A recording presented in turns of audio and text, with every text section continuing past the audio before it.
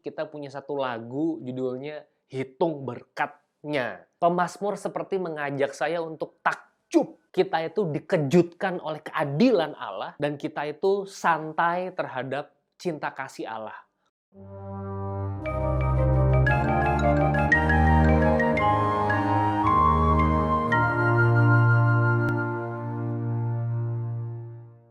Shalom saudara, pada saat ini saya ingin membaca Mazmur 111 dan mencoba untuk merefleksikannya buat kita.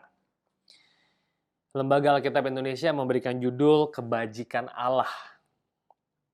Haleluya, aku mau bersyukur kepada Tuhan dengan segenap hati dalam lingkungan orang-orang benar dan dalam jemaah. Saudara, kalau baca ayat pertama, kesan saya atau mungkin kesan kita juga eksklusif sekali Mazmur ini. Pemazmur mengajak orang-orang di lingkungannya, orang-orang benar, untuk bersyukur kepada Allah. Saudara, memang kalau kita baca Mazmur, kita baca Perjanjian Lama, nuansa eksklusif di tengah-tengah bangsa Israel itu sangat kental. Itu sulit sekali untuk dihindari, dielakkan, tak terelakkan. Karena narasinya adalah Israel itu bangsa pilihan Allah. Memang konsep teologisnya Allah mengutus juru selamat yang namanya Yesus. Saya udah pernah mengatakan di video-video saya, dia harus pakai jubah. Orang apa ini bajunya ini? Dan Allah dalam kedaulatannya memilih Abraham, memilih bangsa Israel. Jadi saudara, ayat 1 ini kalau boleh diparafrase, pemazmur mau mengatakan, "Hei kamu keturunan Yakub, yuk kita bersyukur, yuk kita memuji Tuhan."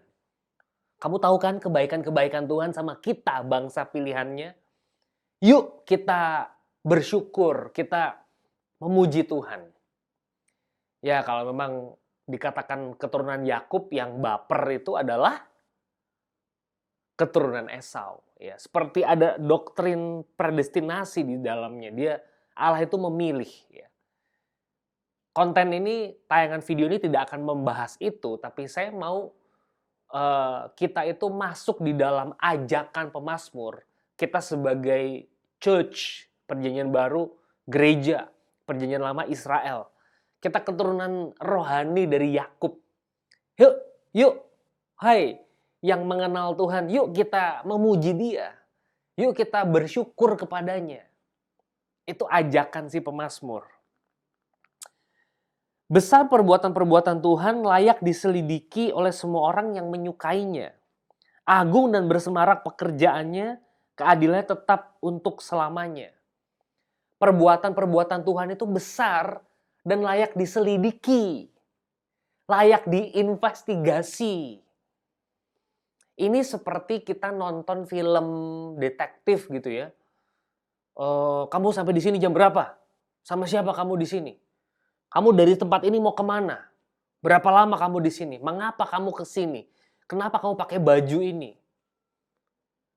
Saudara, kalau kita baca Mazmur, kita nggak bisa menafsir ini seperti kita menafsir kitab-kitab narasi, ya Matius, Markus, Lukas, Yohanes.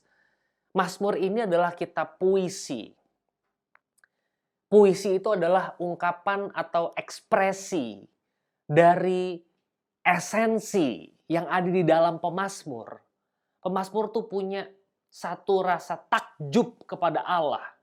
Dan rasa takjubnya kepada Allah, esensi, diekspresikan dengan kalimat ini. Wah, perbuatan Tuhan itu besar, layak diselidiki.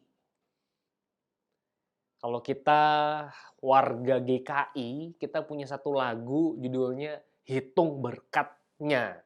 Dihitung satu demi satu. Dan disyukuri. Nggak sulit harusnya buat kita menghitung, melisting gitu ya, mendaftarkan satu demi satu berkatnya. Yuk kita investigasi. Saya terus terang suka sekali dengan ekspresi dari pemazmur ini. Menunjukkan hatinya yang sungguh-sungguh bersyukur dan bersukacita di dalam Tuhan. Perbuatan-perbuatannya yang ajaib dijadikannya peringatan. Tuhan itu pengasih dan penyayang, Diberikannya rejeki kepada orang-orang yang takut akan Dia. Ia ingat untuk selama-lamanya akan perjanjiannya. Kekuatan perbuatannya diberitakannya kepada umatnya, dengan memberikan kepada mereka milik pusaka bangsa-bangsa. Perbuatan tangannya ialah kebenaran dan keadilan. Segala titahnya teguh, kokoh untuk seterusnya dan selamanya. Dilakukan dalam kebenaran dan kejujuran. Dikirimnya kebebasan kepada umatnya. Diperintahkannya supaya perjanjiannya itu untuk selama-lamanya. Namanya kudus dan dahsyat. Saudara, bagian yang ketiga, ya tadi ayat 1 bagian, 2 dan 3, 1 bagian, 4 sampai 9, saya membelahnya demikian. Di bagian yang ketiga, 4 sampai 9 ini saya merasa ayat kuncinya di ayat yang ke-6. Kekuatan perbuatannya diberitakannya kepada umatnya. Dengan cara apa? Dengan memberikan kepada mereka milik pusaka bangsa-bangsa. Apa milik pusaka bangsa-bangsa? Yang diberikan kepada umat keturunan Yakub. Milik pusaka bangsa-bangsa yang diberikan kepada keturunan Yakub adalah tanah Kanaan. Dibagi-bagi tuh ke suku Ruben, Manasye, Efraim, Gad, apalagi Yehuda, dan seterusnya. Tuhan memberikan suku-suku itu tanah milik pusaka bangsa-bangsa. Habis ngapain emang?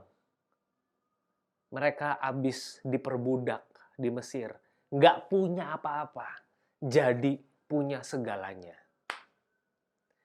Saudara, kalau saya baca Mazmur 111 ini, narasi kemerdekaan Israel dari Mesir itu kuat sekali. Israel itu bangsa yang dimerdekakan dari Mesir. Di ayat 9 juga diulangi nih. Dikirimnya kebebasan kepada umatnya. Diperintahkannya supaya perjanjian untuk selama-lamanya, namanya kudus dan dahsyat. Kebebasan itu dianugerahkan kepada umatnya. Saudara, kalau kita baca perjanjian lama, yang paling kuat yaitu cerita Keluaran. Dan kalau kita lihat kitab nabi-nabi, itu juga bicara soal kemerdekaan menurut saya. Kemerdekaan Israel dari pembuangan Babel. Nanti ada satu raja yang akan mengeluarkan Israel, Raja Artasasta, dari kerajaan Babel yang sudah dikuasai oleh Raja Artasasta itu. Saudara, Allah kita adalah Allah yang memerdekakan, yang membebaskan. Kalau di PB, Allah kita Allah yang membebaskan kita dari perbudakan dosa. Saudara dimampukan untuk mengenal Dia, untuk ibadah, untuk doa pengakuan dosa tanpa imam. Yuk keturunan Yakub, kita bersyukur, kita memuji Dia. Besar perbuatan-perbuatannya, layak diinvestigasi. Dan terakhir, ayat 10. Permulaan hikmat adalah takut akan Tuhan. Semua orang yang melakukannya berakal budi yang baik. Puji-pujian kepadanya tetap untuk selama-lamanya. Saudara, apa refleksi di dalam Mazmur 111 hari ini? Saudara, dalam perenungan saya terhadap Mazmur 111, kita itu pemazmur seperti mengajak saya untuk takjub. Menghitung berkatnya, lihat tuh, banyak investigasi coba. Nggak pernah bersyukur, nggak pernah investigasi sih. Banyak loh berkat Tuhan. Pujian kepadanya tuh tetap untuk selama-lamanya. Orang yang berhikmat berakal budi, memahami hal ini. Saya merasa pemazmur mengajak saya untuk takjub kepada kebaikan-kebaikan Tuhan. Dan dalam perenungan saya, saudara perhatikan nggak? Kita itu seringkali takjub pada keadilan Tuhan. Bukan pada kasih karunia Tuhan. Kita melihat Sriwijaya Air jatuh. Kita takjub, wow. Kita melihat tsunami Aceh. Wow, takjub kita. Saya baru mendengar kabar bahwa di Samudra Hindia itu berpotensi tsunami 2020. Dalam 20 menit, gelombang 20 meter. Saya tidak terlalu detail, tapi kira-kira itu yang saya tangkap tadi mendengarkan berita. Kita takjub melihat keadilan Allah. Ada orang meninggal, kita berpikir, wah ini nih, kena murka Allah. Kita takjub, waduh. Tapi setiap hari ada berkat Tuhan yang diberikan, kita nggak pernah takjub terhadapnya. Nggak pernah. Saudara merenungkan hal ini, saya teringat buku yang saya baca dari R.C. Sproul. Dia membahas banyak cerita, salah satunya adalah cerita Usa. Usa itu kalau saudara ingat dia memegang tabut perjanjian karena mau jatuh tuh tabut. Maka dia tahan supaya nggak jatuh. Dia pikir tangannya lebih suci daripada tanah yang barangkali tertimpa oleh tabut itu. Tapi R.C. Sproul menjelaskan dengan sangat baik bahwa Usa itu pantas mati karena dia melanggar kekudusan Allah. Dan tesis dari R.C. Sproul di buku itu sangat sederhana. Kita itu dikejutkan oleh keadilan Allah, which is itu memang seharusnya terjadi, dia layak mati. Dan kita itu santai terhadap cinta kasih Allah. Kalau hidup kita diberkati hari ini, kita santai aja. Kita santuy, kita be aja. Kita nggak ada rasa takjub dan bersyukur di sana. Saudara, perenungan saya, mungkin saya ulang-ulang di IKT 87 ini ya. Saya masih ingat bulan Februari, 1 bulan sebelum kita PSBB itu ya, di bulan Maret tidak ada ibadah. Saya ingat sekali di hari pertama Rabu Abu tahun 2020, saya saat teduh dari kitab Wahyu pasal 18. Di situ diceritakan Nebukadnezar dan Babel tuh jatuh. Ini negara kaya ya oleh Raja Artasasta, kan dia kalah tuh dalam sejarah kita lihat. Dan raja ini yang bebasin Israel. Kejatuhan Babel dan Nebukadnezar itu sebagai kekuatan militer, perekonomian dunia, itu membuat pedagang-pedagang kecil pada bangkrut. Karena barang-barangnya bagus-bagus dan banyak, tapi nggak ada yang mau beli. Ekonomi nggak muter. Nggak muter ekonomi. Hari itu, saya ingat banget hari pertama Rabu Abu tahun 2020, saya bikin refleksi bahwa kesejahteraan kita, perekonomian muter, itu juga berkat anugerah Tuhan. Kalau kita sombong seperti Babel, jatuh Babel itu. Wahyu 18, baca aja. Dan kalau kita lihat, saudara, bulan Maret, kalau teman-teman buka bibit, ngelihat pergerakan saham, Maret tuh semua jatuh. Dan sekarang udah jauh lebih tinggi daripada Maret. Udah kembali lagi seperti sebelum Maret. Saudara, saya merasa kalau hari ini kita hidup ada, saya ulangi lagi nih ya, ada Tokopedia, ada Blibli, ada GoFood, ada Grab, ada Lazada, Bukalapak, dan seterusnya. Instrumen, platform-platform digital ini yang menggerakkan UMKM, sehingga bisnis kita tuh bisa muter. Orang tua saudara barangkali, atau saudara sebagai pebisnis yang punya barang dagangan, ada yang beli. Saya merasa ini bagian yang patut untuk kita takjub ke dalamnya. Ini juga anugerah Tuhan buat kita. Bener tuh jokes yang mengatakan kalau COVID datang tahun 2000-an, kita masih pakai Nokia 3310, kita hanya main ular aja setiap hari.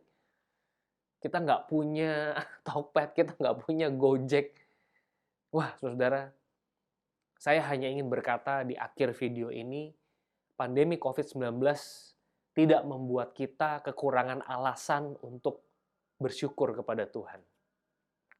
Itu yang saya mau katakan. Puji-pujian kepadanya tetap untuk selama-lamanya. Selamat berefleksi, saudara. God bless you.